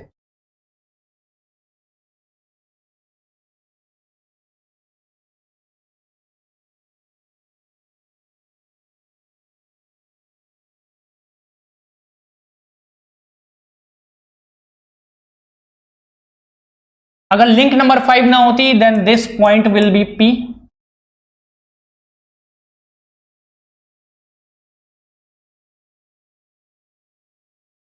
this point will be P and this point will be Q। ठीक है, this point will be P and this point will be Q। अब मोशन कैसे हो रहा होता? ये वाला पॉइंट जब थोड़ा आगे की तरफ आता तो ये वाला पॉइंट Q भी तो आगे की तरफ आता, और जब पॉइंट P पीछे की तरफ जाता तब ये पॉइंट P Q भी तो पीछे की तरफ जाता। लेट से ये P डैश हो जाता, ये P डबल डैश हो जाता, ये Q हो जाता और ये Q। और जब लिंक 5 हमारे क्वेश्चन में है तो भी तो वही मोशन हो रहा है। अगर लिंक 5 ना होता तो भी वही मोशन हो रहा है, और लिंक 5 है तो भी वही मोशन हो रहा है। तो मैंने आपको रिडंडेंट लिंक का कॉन्सेप्ट बताया था कि जब किसी लिंक के होने या ना होने से हमारे मैकेनिज्म के मोशन पर कोई इफेक्ट नहीं आता, मतलब अगर वो लिंक है तो भी वही मोशन हो रहा है, और अगर वो लिंक नहीं है तो भी हमारे मैकेनिज्म में वही मोशन हो रहा है, तो उस लिंक को लगाने की कोई जरूरत नहीं है। डोंट काउंट दैट लिंक, उस लिंक को काउंट करने की कोई जरूरत नहीं है। बात समझ में आ गई? उसको हम क्या नाम देंगे? उसको हम बोलेंगे रिडंडेंट लिंक, कि हमारे सिस्टम में उसकी जरूरत नहीं है, वो हमारे मोशन पे कोई इफेक्ट नहीं डाल रहा है, बट अपने सिस्टम को मजबूती देने के लिए हमने क्या किया? सिस्टम को मजबूती प्रोवाइड करने के लिए हमने एक एक्स्ट्रा लिंक लगा दी। पॉइंट समझ में आ रहा है? इसलिए हमारे सिस्टम में इस लिंक को काउंट करने का कोई भी मतलब नहीं है, जरा सा भी मतलब नहीं है। तो हम क्या करेंगे? अब इसकी काउंटिंग को हम हटा देंगे। पॉइंट समझ में आ रहा है? अगर आपने इतना नोट कर लिया हो, वीडियो को पॉज करके आप इसका इतना नोट कर लीजिए कॉन्सेप्ट को। ठीक, आप इतना नोट करिए वीडियो को पॉज करके, मैं आगे बढ़ता हूं। ठीक, देखते हैं कि इसका करेक्ट आंसर क्या होगा। इतना तो क्लियर है कि इसका आंसर 0 तो नहीं होगा, क्योंकि हमें कुछ ना कुछ मोशन तो मिल रहा है, डिग्री ऑफ फ्रीडम तो मिल रही है, तो 0 तो नहीं हो सकता। ठीक है, मैं इरेज कर रहा हूं, आप इसको नोट कर लीजिए। देखिए, अब इसका ये मतलब हुआ, दिस इज नंबरिंग कर लेते हैं वापस से, लिंक नंबर 1, तो ये भी लिंक नंबर 1, ये भी लिंक नंबर 1। ठीक, this is link number 2, this is link number 3, और अब इस वाली लिंक को काउंट नहीं करेंगे because it is our redundant link. ठीक है, तो ये क्या हो जाएगा? This is link number. Point clear है? इतना पॉइंट क्लियर है आपको? अब इस लिंक को काउंट नहीं करेंगे। अब देखिए, वापस से हम वही सेम फॉर्मूला लगाते हैं, F degree of freedom is equal to 3 times of L minus 1 minus 2J minus H। ठीक है, नंबर ऑफ लिंक्स बता दीजिए कितनी है? नंबर ऑफ लिंक्स कितनी है इसमें? L। नंबर ऑफ लिंक्स कितनी है इसमें? नंबर ऑफ लिंक्स है 4, दिखाई दे रहा है हमें। तो L की वैल्यू कितनी हो जाएगी? L की वैल्यू हो जाएगी 4, नंबर ऑफ बाइनरी ज्वाइंट्स बता दीजिए, जे की वैल्यू कितनी हो जाएगी? जे की वैल्यू हो जाएगी 1 2, ये हो जाएगा 3 और ये हो जाएगा 4। आप बोलोगे सर ये भी तो है, इसको तो काउंट ही नहीं किया। यार जब इस वाली लिंक को ही नहीं काउंट किया तो इसको काउंट करने का कोई मतलब ही नहीं। बात समझ पा रहे हैं आप? उसको काउंट करने का कोई मतलब ही नहीं है। तो जे की भी वैल्यू कितनी हो गई हमारी? जे की भी वैल्यू हो गई 4। एच कितना है? हायर पेयर कहीं पर भी नहीं है, तो एच की वैल्यू हो गई 0। फॉर्मूले में सारी वैल्यूज को रखिए तो देखिए डिग्री ऑफ फ्रीडम कितना आता है? 3 टाइम्स ऑफ L माइनस 1।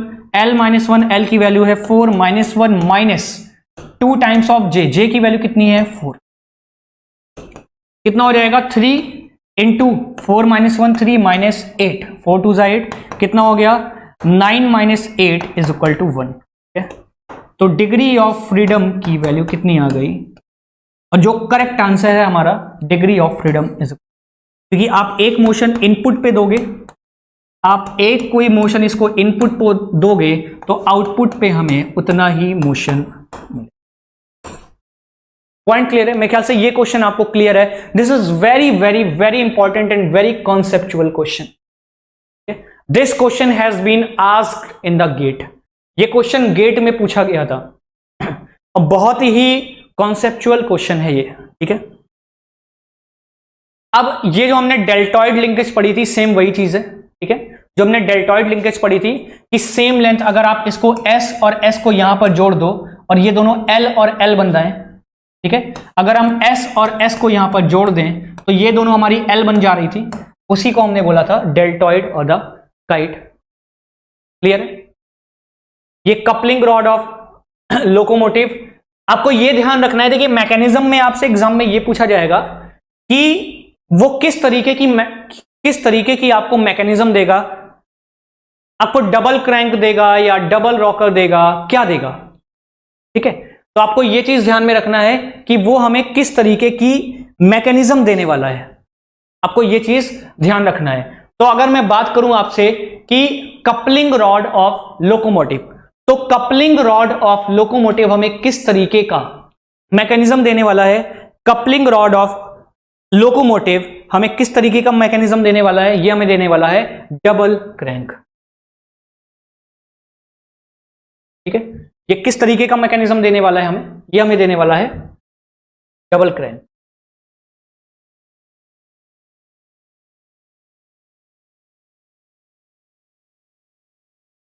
आपको ये चीज ध्यान में रखना है, डबल क्रैंक। ओके, क्योंकि आपको यहां पे 2 सर्कल दिखाई दे रहे हैं, मतलब आपका लिंक नंबर 2 ये भी कंप्लीट रेवोल्यूशन कर रहा होगा।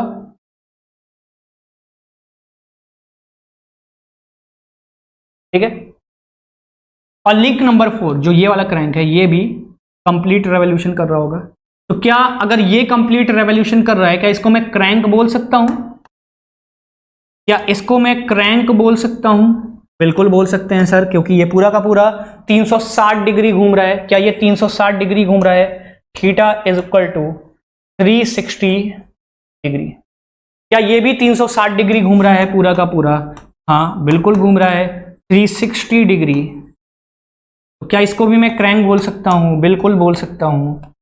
तो ये भी हो जाएगा क्रैंक। इसमें आपको कितने क्रैंक मिले? एक क्रैंक यहां पर मिला, एक क्रैंक वहां पर मिला, तो ये क्या बन जाएगा हमारा? ये बन जाएगा हमारा डबल क्रैंक।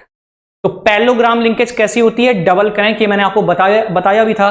चाहे आप इसमें शॉर्टेस्ट को फिक्स करो, चाहे एल को फिक्स करो, ये मैंने आपको वहां नोट पॉइंट लिखाया था, हमेशा कैसे मिलेगी हमें? Double crank mechanism. क्लियर है? देखिए बीम इंजन, ये कई बेसिक मैकेनिज्म है जो एग्जाम में पूछ ली जाती है, तो आपको बस थोड़ा सा बेसिक आइडिया होना चाहिए इन सारे मैकेनिज्म का। ज्यादा डेप्थ में नहीं जाना है, इनका थोड़ा बेसिक आइडिया होना चाहिए। देखिए बीम इंजन कैसी मैकेनिज्म होती है? बीम इंजन मैकेनिज्म होती है, आपको जो ध्यान में रखना है, आपको ये जरूर ध्यान रखना है कि ये जो मैकेनिज्म होती है, ये सारी की सारी जो मैकेनिज्म है किस तरीके की हमको मैकेनिज्म देगी। तो बीम इंजन अगर आपसे कोई पूछे तो बीम इंजन कैसी मैकेनिज्म होती है? Crank rocker mechanism. मतलब इसमें एक लिंक ऐसी होगी जो कंप्लीट 360 डिग्री घूम रही होगी और एक लिंक ऐसी होगी जो सिर्फ ऑक्सीलेट कर रही होगी या फ्लक्चुएट। पॉइंट क्लियर है? देखिए जैसे ये वाली लिंक है हमारी, दिस इज आवर क्रैंक, क्योंकि ये कंप्लीट रोटेशन कर रही है, तो ये क्रैंक हो गया।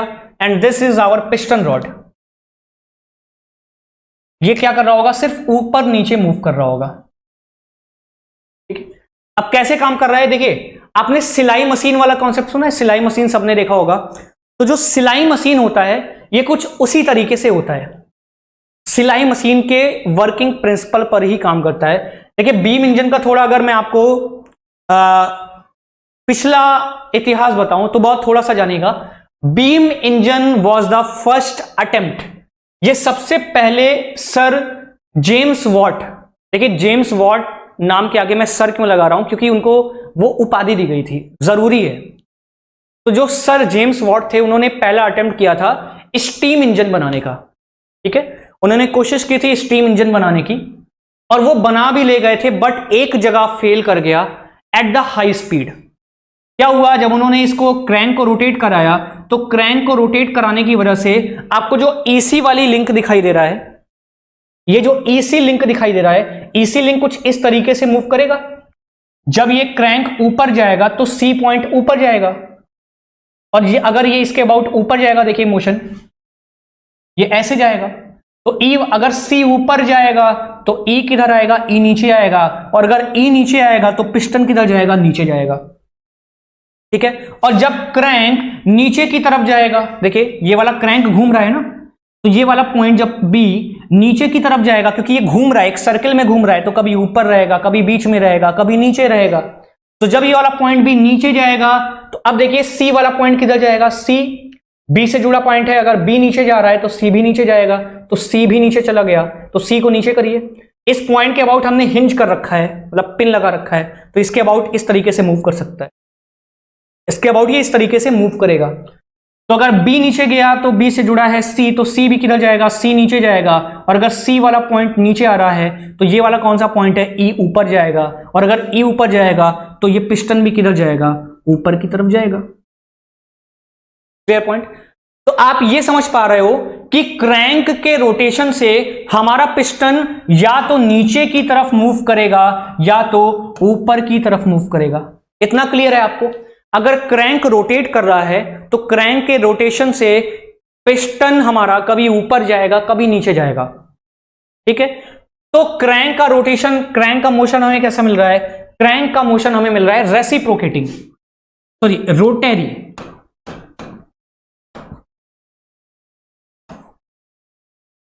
क्रैंक का मोशन हमें कैसा मिल रहा है? रोटेरी मोशन, ये रोटेट ही तो कर रहा है। ठीक है, ये मोशन हमें कैसा मिल रहा है? Rotary motion, this is oh rotary motion.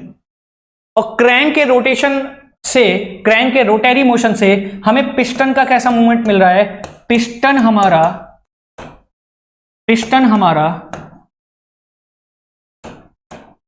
Reciprocate कर रहा है। कैसा मोशन मिल रहा है? Reciprocating motion. इसको हम बोल सकते हैं पिस्टन का रेसिप्रोकेटिंग मोशन हमें मिल रहा है। ठीक है, तो अगर हम पूछें बीम इंजन क्या करता है? बीम इंजन ट्रांसफर करता है, क्या ट्रांसफर करता है? रोटेरी मोशन को, ये एग्जाम्स में पूछ लिया जाता है, रोटेरी मोशन को ये किस में बदल रहा है? रेसिप्रोकेटिंग मोशन में।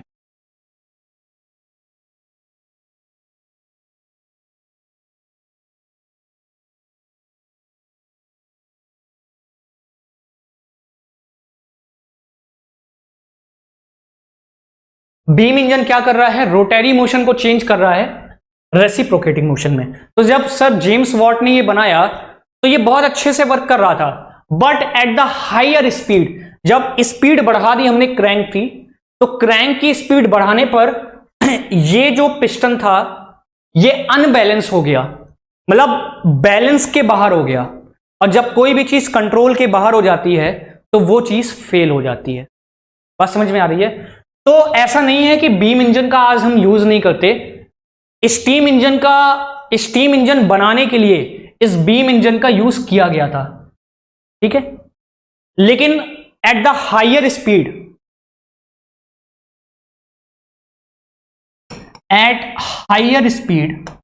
क्या होता था? At higher speed it become unbalance.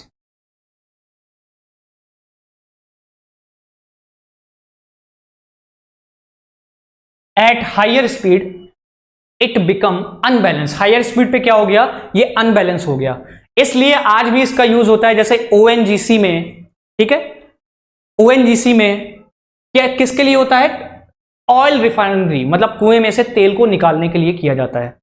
अब पिस्टन की जगह आप अगर कोई बाल्टी लगा दो या रिफाइनरी लगा दो, तो जब ये नीचे से ऊपर आएगा तो कुछ ना कुछ ऑयल लेकर आएगा। तो आज इसका यूज होता है ऑयल रिफाइनरी में, ओएनजीसी में। इसका यूज हम हायर स्पीड पे नहीं करते, ध्यान रखिएगा, क्योंकि हायर स्पीड पे ये क्या हो जाता है, अनबैलेंस हो जाता है। इसलिए इसका यूज हम करते हैं लो स्पीड पे, ठीक है। तो अगर आपसे पूछे बीम इंजन का यूज कहां होता है, बीम इंजन का यूज ओएनजीसी टाइप जो ऑयल रिफाइनरी फैक्ट्रीज होती हैं वहां पर हम करते हैं, ठीक। और बीम इंजन जब भी आपको याद करना हो, एक यहां पे शॉर्टकट का एक चीज याद रखिए, सिलाई मशीन। अगर आपने कभी सिलाई मशीन देखी है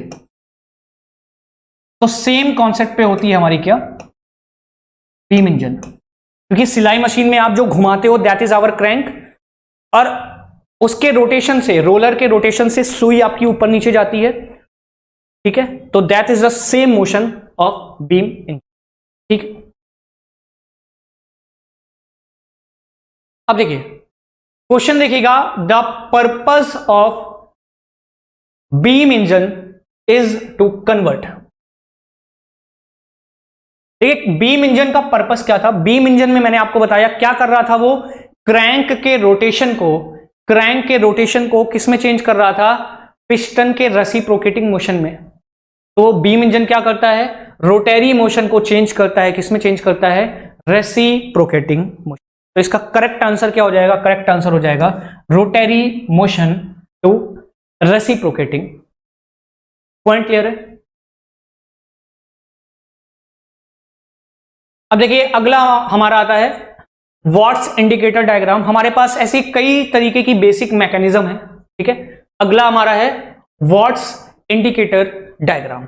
अब इस वॉट इंडिकेटर डायग्राम का यूज हम क्यों करते हैं, ठीक है। सबसे पहले तो आपको याद क्या रखना है कि हमारी कोई भी मैकेनिज्म होगी वो किस किस तरीके की मैकेनिज्म होगी। देखिए हमारी कोई भी मैकेनिज्म होगी वो किस किस तरीके की मैकेनिज्म होगी, ये चीज आपको ध्यान में रखना है। तो आपको ध्यान क्या रखना है, ये किस तरीके की मैकेनिज्म होगी, oscillation type mechanism.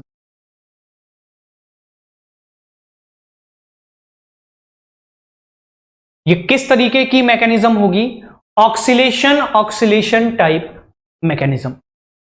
Point clear है। मतलब ऑक्सीलेशन मतलब क्या हुआ, क्या इसमें कहीं पर भी आपको क्रैंक शब्द दिखाई दे रहा है, क्या इसमें कहीं पर भी आपको क्रैंक शब्द दिखाई दे रहा है, क्रैंक हमें नहीं दिखाई दे रहा है, क्रैंक नहीं दिखाई दे रहा है, इसका मतलब ये डबल रॉकर टाइप का मैकेनिज्म होगा, oscillation type mechanism. Point clear है।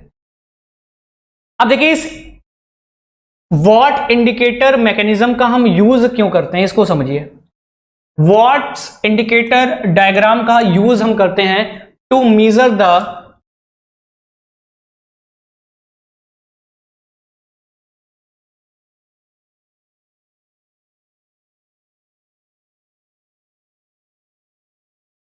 The pressure. किसका pressure, pressure of steam.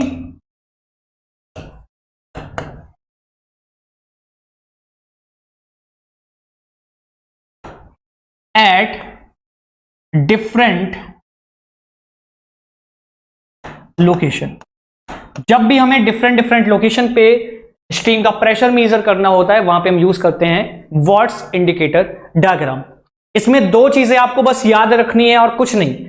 Exam के पॉइंट ऑफ व्यू से अगर मैं बात करूं, वॉट्स इंडिकेटर डायग्राम में आपको दो चीजें याद रखनी है। पहली चीज ये that the motion of E and E dash, this motion of E and E dash, ये आपको जो दिखाई दे रहा है the motion of E and E dash,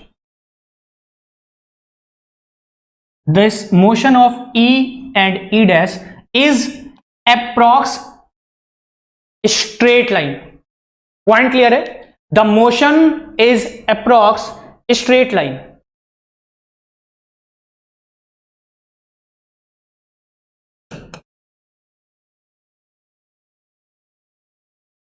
सबसे पहला पॉइंट जो आपको ध्यान रखना है इसमें, the motion of E and E dash is approx straight line. कैसा होता है? लगभग स्ट्रेट लाइन होता है जो ई और ई dash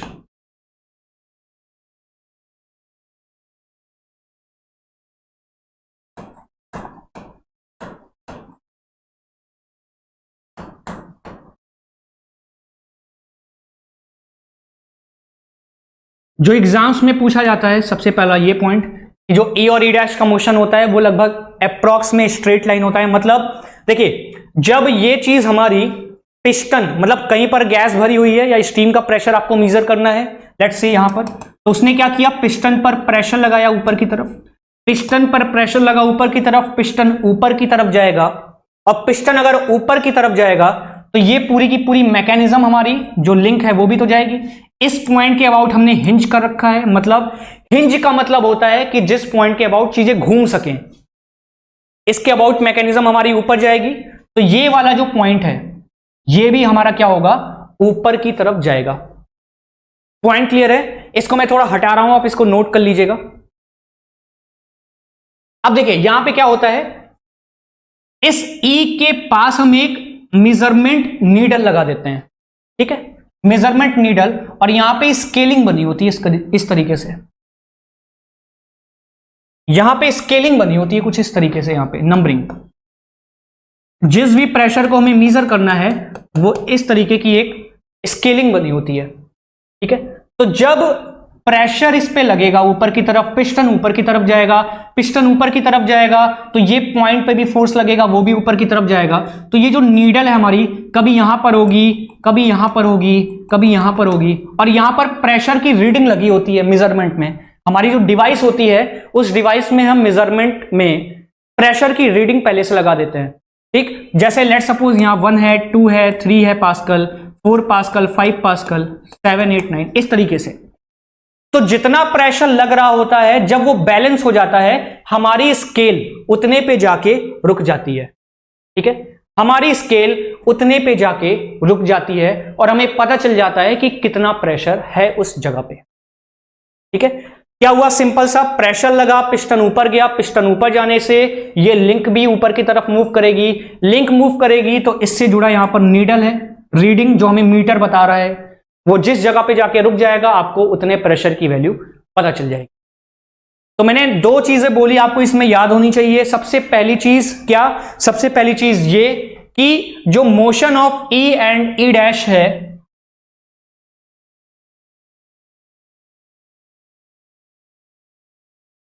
motion of E dash is approx, लगभग straight line, which is the first point that you have to learn. ठीक, सबसे पहला पॉइंट है जो आपको याद होना चाहिए। एंड द सेकेंड पॉइंट क्या है, and that is the most important point that can be asked from the Watt's indicator mechanism. अगर वॉट इंडिकेटर डायग्राम से कुछ पूछा जा सकता है तो बस 2 चीजें, कि इसका मोशन कैसा होता है, एंड द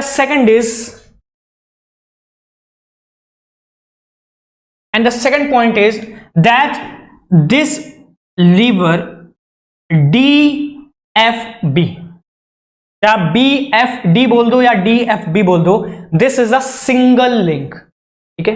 यहां पे हम क्या बोलेंगे कि जो हमारा लिंक क्या है, DFB है, this is a single link, okay. इसको आप अलग अलग नहीं समझिएगा, दिस इज अ सिंगल, ये क्या है, ये एक ही लिंक है। पॉइंट क्लियर है? तो अगर आपसे कोई पूछे वॉट्स इंडिकेटर डायग्राम, तो आप सबको पहले ये चीज बतानी है, दिस इज ऑक्सीलेशन या डबल रॉकर टाइप मैकेनिज्म। दूसरा, यहां पे ई और ई डैश का मोशन लगभग स्ट्रेट लाइन में होता है, ठीक है। और यहां पे ये जो लीवर है, ठीक है, इस लीवर का this is a single link, इसको हम बेल क्रैंक लीवर टाइप बोलते हैं, बेल क्रैंक लीवर, जो एक ही लिंक होती है, ठीक है। तो मेरे ख्याल से वॉट्स इंडिकेटर डायग्राम में बस आपको इतना समझना है, ज्यादा आपको ये डरना नहीं है ये डायग्राम देख के, बस आपको हर मैकेनिज्म के बारे में कुछ कुछ चीजें पता होनी चाहिए, दैट्स इट। ये नहीं कि इसको आप बैठ के रटने लगो। अगर वॉट्स इंडिकेटर डायग्राम आया मैकेनिज्म, आपके दिमाग में दो तीन चीजें आनी चाहिए। ऑक्सीलेशन टाइप मैकेनिज्म, वहां पे जो ई और ई डैश था उसका जो मूवमेंट था वो स्ट्रेट लाइन में था, और हमारा जो लीवर था वो सिंगल लिंक था। दिस बी एफ किस लिए यूज करते हैं? प्रेशर मेजरमेंट के लिए, अलग अलग लोकेशन पे। किसका? स्टीम का। पॉइंट क्लियर है? तो मेरे ख्याल से हम इसको यहीं पे ही रोकते हैं। मेरे ख्याल से जितनी भी चीजें मैंने आपको पढ़ाई हैं वो आपको समझ में आ गई होंगी। अगर कोई डाउट है तो बाद में हम उसको डिस्कस करेंगे, ठीक है? करिए, और अपने हिसाब से आपको जो भी क्वेश्चंस करने हैं वो आप लगाते रहिए। बाकी मैं तो करा ही रहा हूं शीट के क्वेश्चंस, और ये बाकी आप अपने हिसाब से क्वेश्चंस लगाइए। अगर कहीं प्रॉब्लम होती है तो हम उसको बाद में डिस्कस करेंगे। तो आज के लिए इतना ही, बाकी हम बाद में और चीजें नेक्स्ट लेक्चर से कंटिन्यू करेंगे। Thank you.